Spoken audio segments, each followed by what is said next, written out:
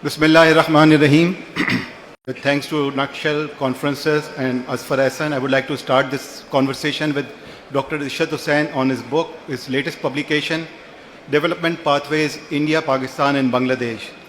So I was lucky enough to get a copy of the book on 8th of November, and that made my holiday on 9th of November. And what could be a better way to spend that holiday in remembering Allama Iqbal, going through the journey of Pakistan over the last 75 years.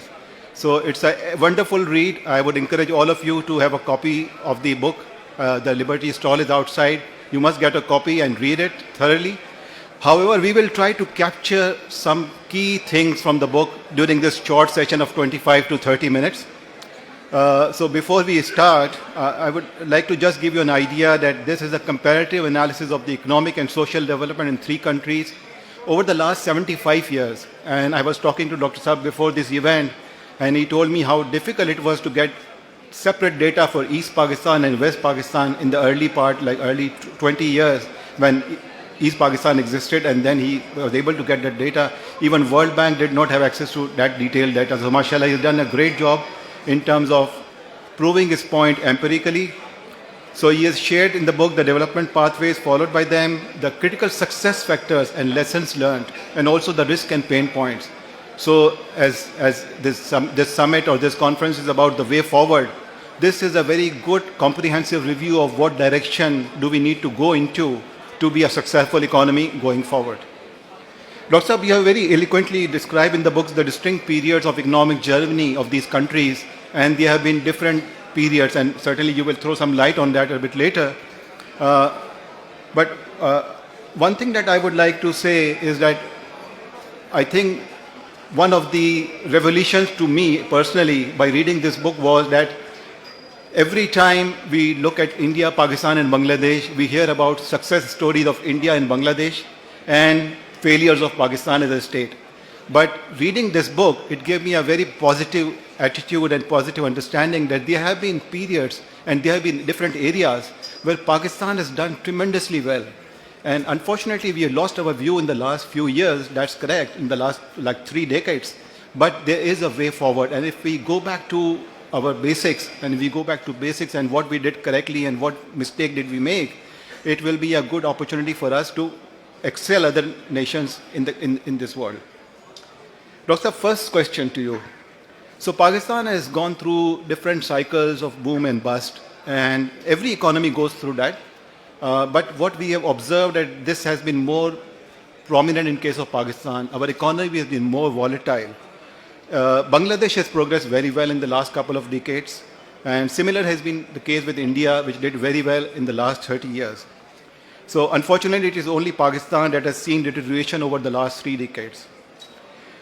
Now, this is a tricky question. So would you attribute this failure to political instability, lack of visionary leadership, poor governance, or erratic economic policies? I understand like everything breeds to the other, but if we have to identify 1 or 2 factors, what would you like to highlight today? Thank you. ये ऊपर है. ये वाला जी. Thank you. Well, first of all, let me thank Asfar for organizing this particular event, for the discussion on 3 countries which had a unified economic infrastructure, economic contiguity, and they had legal, administrative, cultural affinities. And these 3 countries have really diverged as far as their whole development paradigm is concerned. But it is very interesting. You mentioned, and because there are younger people in this audience and some of the young adolescents also have not gone through the history of Pakistan's economy. So let me give the context in which Pakistan should be evaluated. Right now there is a lot of doom and gloom, and everybody, wherever I go, feels, well, that is the end of Pakistan's economic upsurgence. We will continue to remain because that is our destiny. But ladies and gentlemen, especially the younger people, 1947, Pakistan did not inherit even one single industrial unit. It was an agrarian society. It only got 100 civil servants who were the Muslims members of the ICS. And the Reserve Bank of India refused to give us our share of the resources of the reserves, despite the Governor General's verdict that Pakistan should get its own share out of the divisible pool. So it was the philanthropy of people like Adamji and Habib and others which carried Pakistan forward for a long period of time by paying even salaries. We didn't have the stationery, we didn't have the pencils, we didn't have the pen, we didn't have offices. And from that particular, starting point, which the Life magazine actually predicted with a picture of Quaid-e-Azam on the cover, that Pakistan will not last more than 6 months. It will be economically, a non-viable project, and it will collapse. That was the starting point. And from 1950 to 1990, despite this inheritance, which was very unfortunate for Pakistan, Pakistan was one of the fastest growing developing country in the world, among the top 10. And Pakistan's growth rate was 6 to 6.5% per annum for 40 years, while India was growing as what the development economists used to call the Hindu rate of growth, which was 3%. And Bangladesh, from 1971 to 1990, didn't grow at all. It was flat. So this was a country where a lot of people used to visit from outside and say, what is it that Pakistan is doing that it is progressing so well? And the poverty has gone down, while the poverty in India was still 50%, and in Bangladesh it was 70%. The living standards are much higher in Pakistan. So the book, coincidentally, is able to divide the entire period into 2 parts. And the reasons for the division are very different. Pakistan started as one of the fastest growing, and today it has become the laggard in South Asia. It is the slowest growing country. So if you take 1990 to 2022, Pakistan's performance has been below its potential and below its historical past. While at the same time, Jawaharlal Nehru was a very committed Fabian socialist. And he decided that he doesn't want the capitalist form of government, and he wants the state to control the commanding heights. So every decision about the economic progress or economic policies was made by the state, and the planning commission was deciding where you can allocate resources of foreign exchange or the interest rate or the banking loans, how much you can produce.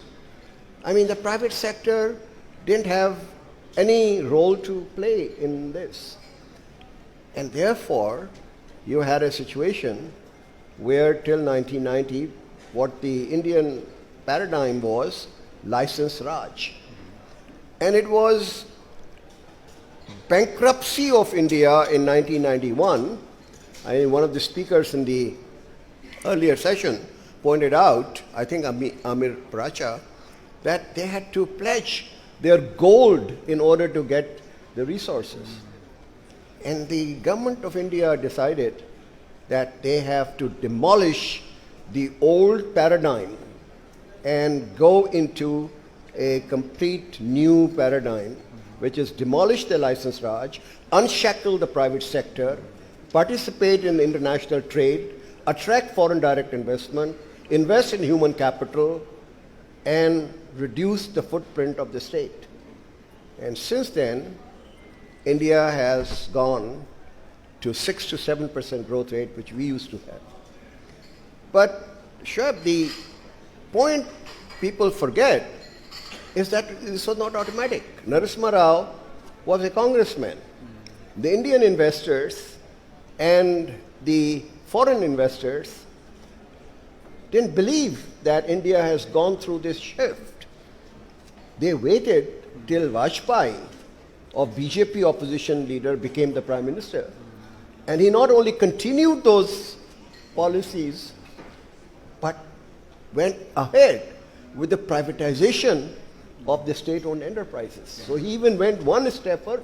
And then, Manmohan Singh was the architect of the 1991 reforms, and he remained in power for 10 years.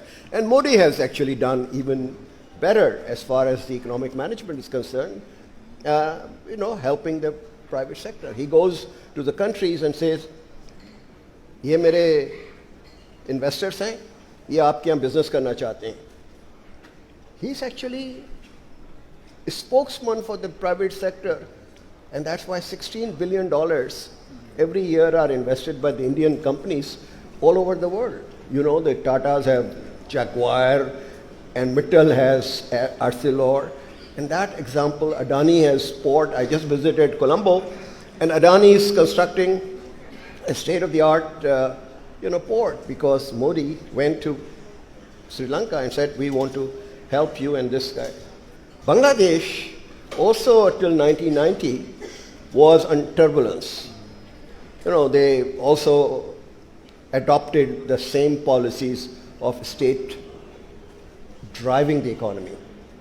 Because the West Pakistani industrialists, like Adamjis and Daus, their assets were confiscated.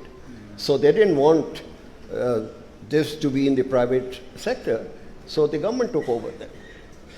And as you know, when your government has control over productive assets, results are pretty bad. Then Sheikh Mujib, the founder of the country, was assassinated. And then there was coup after coup until 1991, when Irshad went away and democracy was restored. Bangladesh also followed a liberalization policy and took off. While Pakistan, as I said, went the other way, because the institutional capacity of Pakistan to deliver goods and services and to accelerate the economic growth had depleted for a variety of reasons, and which I've discussed in the book. Thank you. So coming to taking a cue from your conversation about reduction of poverty or increasing in GDP per capita, in your book you have mentioned that when Pakistan and India got independence, 75% of the population was below poverty line. But today, that number is drastically reduced to roughly about 25% below poverty line. So, mashallah, all three countries have done very well in that aspect. But in terms of having an inclusive growth, in terms of reducing poverty, inclusive growth in terms of income inequality perspective, we have not done that well. Right. So what needs to be done to make this growth more inclusive? What are the steps, or what is the recipe? Actually, you raise a very critical point. And you remember in the book, I have pain points and risks for all the three countries. Right. Now, to me, growth per se, for the sake of growth, is totally irrelevant. Growth should be inclusive in the sense that the benefits of growth are shared by the majority of the population. And that is not happening in any three of the countries. India is worse. India is now more billionaires as compared to what they had in 1990s. And the top 20% of the income groups control 50% of the national income, while bottom 50% have only 20% of the national income. Regional disparities, Uttar Pradesh, Bihar, Odisha, Madhya Pradesh, Rajasthan have half or one-third of per capita incomes compared to Maharashtra, Gujarat, Tamil Nadu, Karnataka, Andhra Pradesh, Telangana, Kerala. Social indicators in the south are comparable to East Asia. All the CEOs you see in the United States today of the big tech companies all come from the south. And then you have gender disparity in India also. I was amazed when I did the research, as you told everyone, that there was no comparable data which defines as to what the indicators are. So we had to collect the data. And what surprised me personally, I've been going to India since 1980s constantly, and I thought the women in India were pretty progressive, and they are quite active in the labor force. You know, the labor force participation rate of the women in India and Pakistan is the same, 23%. And Bangladesh is 38%. And that to me is one of the pain points for India.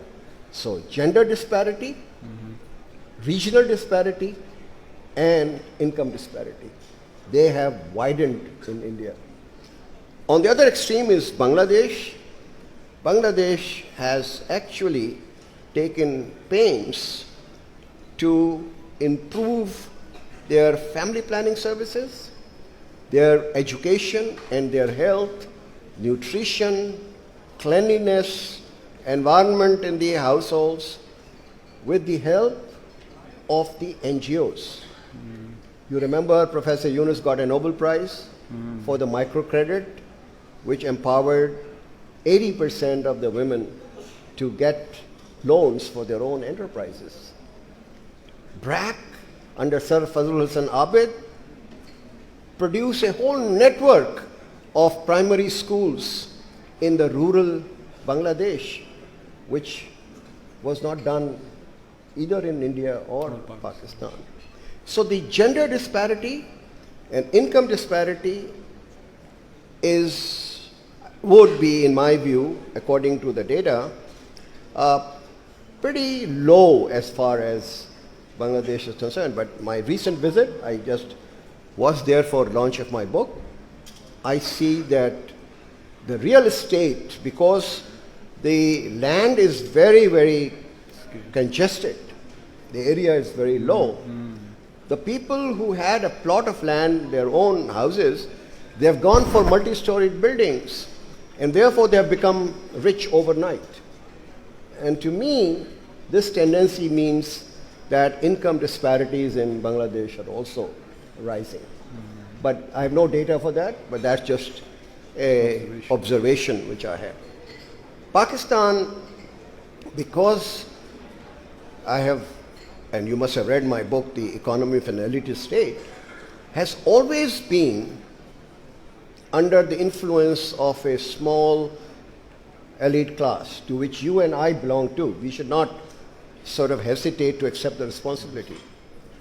We are always trying to rig the markets for our own personal parochial benefits, and we are capturing the state, the same elite class, for getting the largesse, the rents, the concessions, the tax exemptions, the tax evasions, all for our own purposes.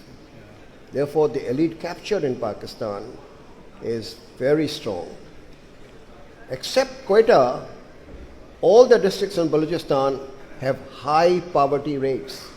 Their social indicators are poor. The female enrollment ratios in Balochistan is pathetic. We haven't paid attention to them. And unless we do that, we are going to have regional disparities, and we are going to have gender disparities. And because of the elite capture, the lobbyists in the big business have amassed a lot of wealth, which is not in Pakistan. The difference between Bangladesh and Pakistan is that they've invested their earnings and the rents. They also get concessions. I'm not denying that the Bangladeshi industrialists didn't get the concessions from the government, but they invested. So today, you have $55 billion of garment exports. Yes. They don't grow even one bale of cotton. Yes, absolutely. Because they invested.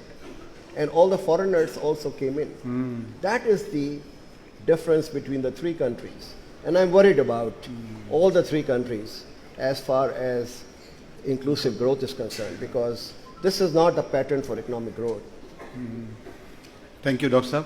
Saab. Talking about exports, as you rightly mentioned, Bangladesh is doing $55 billion of exports.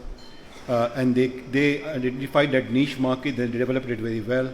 India utilized its low-cost labor educated class to actually promote the information technology exports, and they are doing wonders in there. Ever since I came into the business world, or I started my service, I've been hearing that Pakistan has been focusing on 5 export sectors, 5 priority areas. But I wonder why those 5 priority areas have not done well, and maybe have we chosen the wrong priority sectors, or what is the problem here? Let me tell you the Pakistani experience. Every country looks at the sunrise industries where the global demand is rising. And you invest domestically in order to cater to that needs. If you look at the composition of Pakistan's exports in the 1990s, it was 55% textiles. Leather, sports, surgical goods, same pattern. Right. Today, it is the same pattern. It hasn't changed. We haven't gone into electronics. We haven't gone into semiconductors. We haven't gone in engineering goods. We haven't gone in pharma, which are the sunrise industries. Because the public policies favor these established, entrenched vested interests. And I'm guilty, I must tell you this. As a governor, on the export concession policies, although the export tripled during our period for a variety of reasons, but I should have said enough. I debarred the spinners from the long-term concessional financing for exports. But I should have said, I don't want to continue with the traditional exports. I want the non-traditional exports to get the concessions for a limited period of time. So I confess that I also made a mistake, and I think that mistake continues even after every regime, because they are very powerful people. The second point I would like to tell you is our erratic economic policies. I went to Faisalabad in 2015, and the exporters there were almost on the verge of crying. They said, we have orders from our buyers for Christmas. We want the government to give us allocation for electricity. This was the period when there was a lot of load shedding. Load shedding was there. And give priority as far as the gas is concerned, so we can fulfill their orders. And they said, once we are unable to do that, the buyers will go to Cambodia, or they will go to Bangladesh, they will go to Vietnam, where they are assured the delivery will be made for Christmas. Because if you deliver after Christmas, it is of no use to the buyers. Then you have overvalued exchange rate. For a long period of time, you are depleting your reserves in order to maintain a certain exchange rate, which is detrimental for exports, but is inducing more imports, because imports become cheaper. Right. So these erratic policies are responsible for our growth or lack of growth of the export sector. I made a calculation, Shoaib. We had reached $25 billion of exports in 2010. And I said, if we continue the same growth rate as the past, in 2021, when I was in the government, I presented to them that our exports would have been $46 billion. So your current account deficit would have been wiped out completely. You didn't have to borrow from IMF or from others, so your external debt would have been come. Bangladesh had a steady growth, as you see in the book. India had a steady growth. We had this and that, and that's why. आपकी चिट्ठी आ गई है, तो अब आप 5 minutes.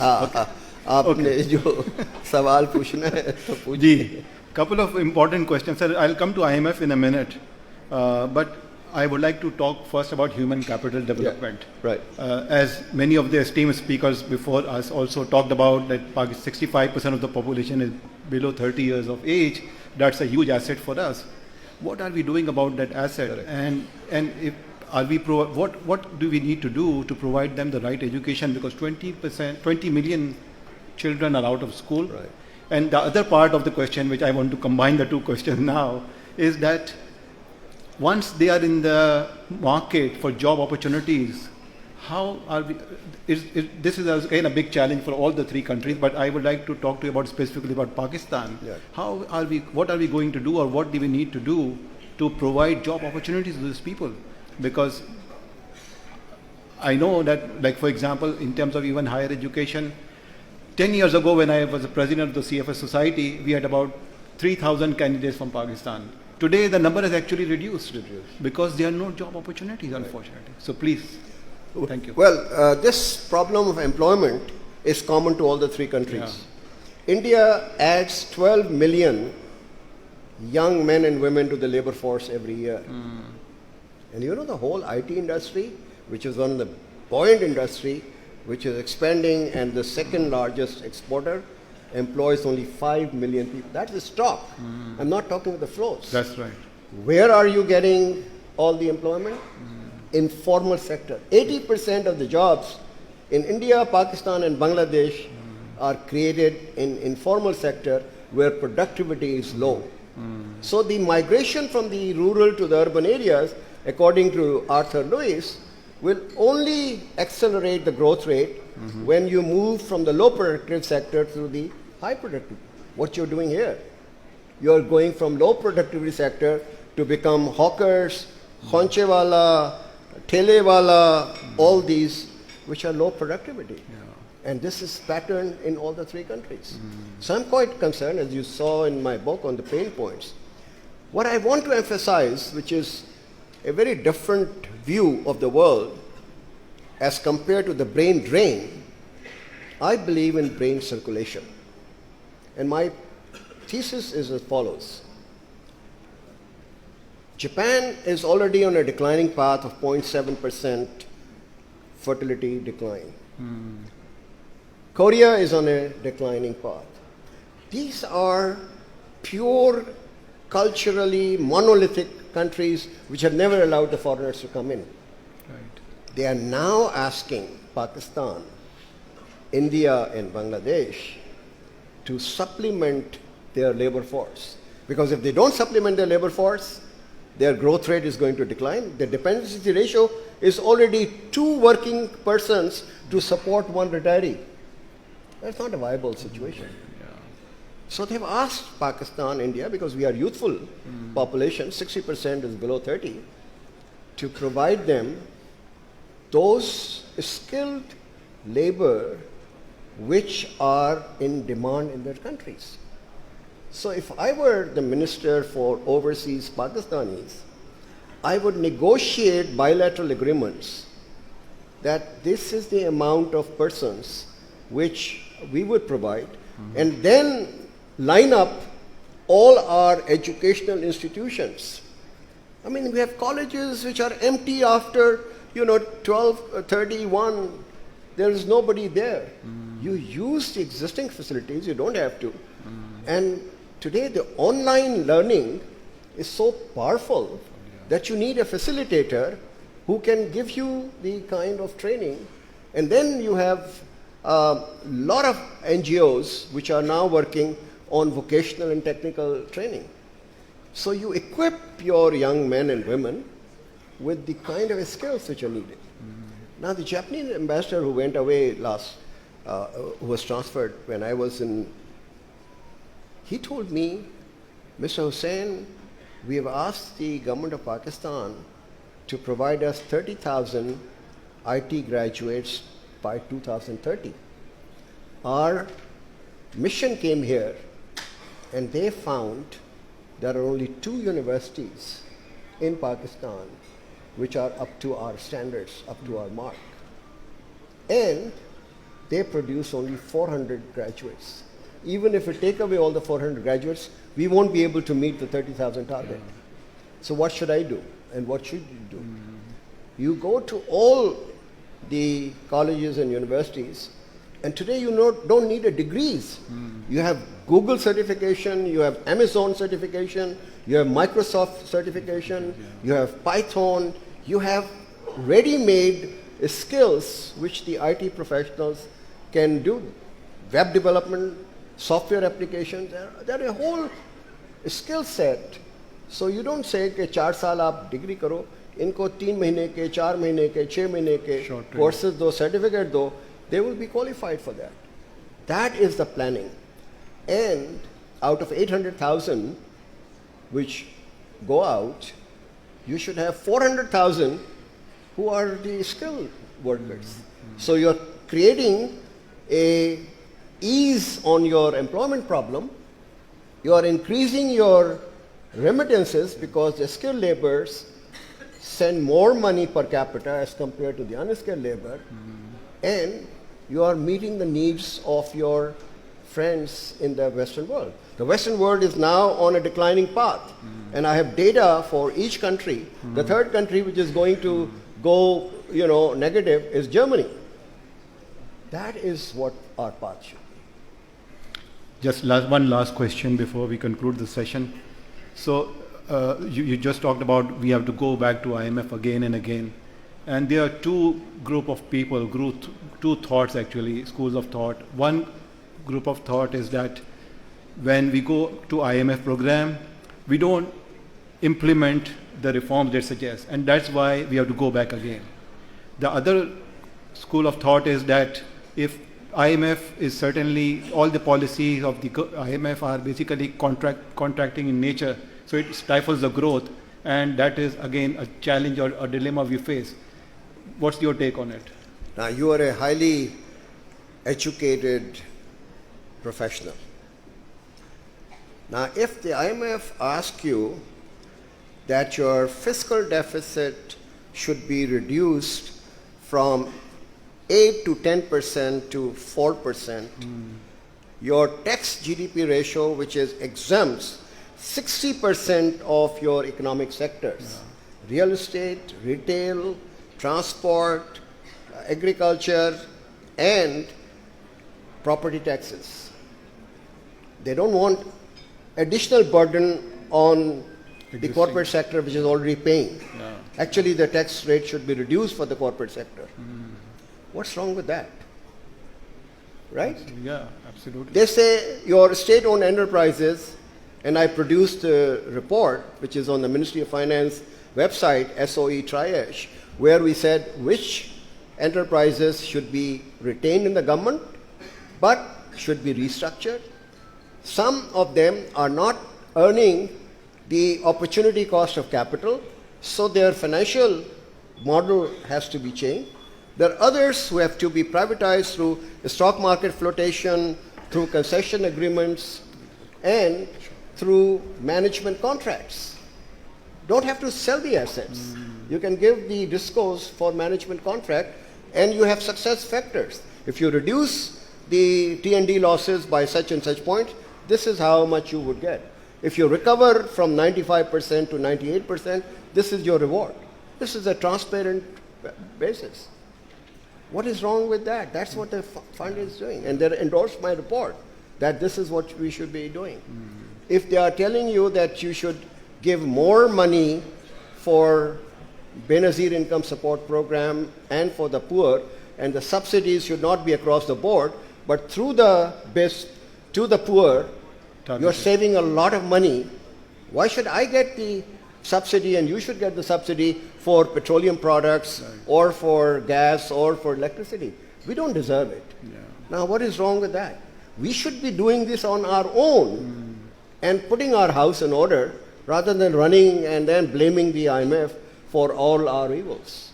So I think this is a lesson I want to leave with you, that अगर आप dieting कर रहे हैं और आप एक्सरसाइज कर रहे हैं, आपने अपनी हेल्थ की तरफ तवज्जो दी है, तो आपको डॉक्टर के पास जाने की ज़रूरत नहीं है. मगर आपने अगर सारी चटोरबाजी भी की है और आप एक्सरसाइज भी नहीं कर रहे हैं, तो आप डॉक्टर के पास जाएंगे. ये इकोनॉमी का भी हाल है.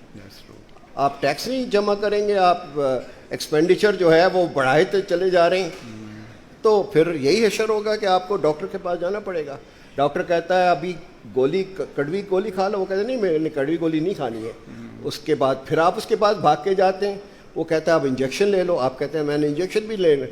आप आईसीयू में पड़े हुए हैं, फिर आपकी सर्जरी होगी. That is what the progression in Pakistan is as far as the IMF programs are concerned. Thank you very much, Dr. Saab. I wish we had more time.